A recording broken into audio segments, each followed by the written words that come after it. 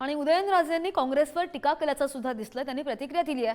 शिवरायांचा अपमान करणाऱ्यांना शासन करण्याची गरज असल्याचं उदयनराजेंचं म्हणणं आहे आणि कडक शासन करण्यासाठी कायद्यामध्ये बदल करणं गरजेचं असल्याचं उदयनराजे म्हणतात। शिवरायांचा अपमान करणाऱ्यांवर कडक कारवाई व्हायला पाहिजे।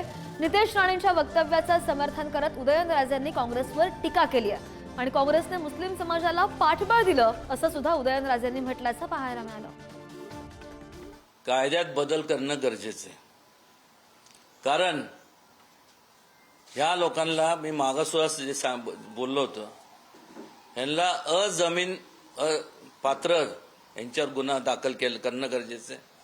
किमान 10 वर्षापेक्षा जास्त 10 वर्षाची जरी शिक्षा अशा लोकांना सक्त शिक्षा लागू केली जावी आणि जास्तीत जास्त त्यांना शासन व्हावं। जे खऱ्या अर्थाने लोकांमध्ये द्वेष पसरवण्याचं काम जर कोणी केलं असेल तर काँग्रेस पक्षाने केलं।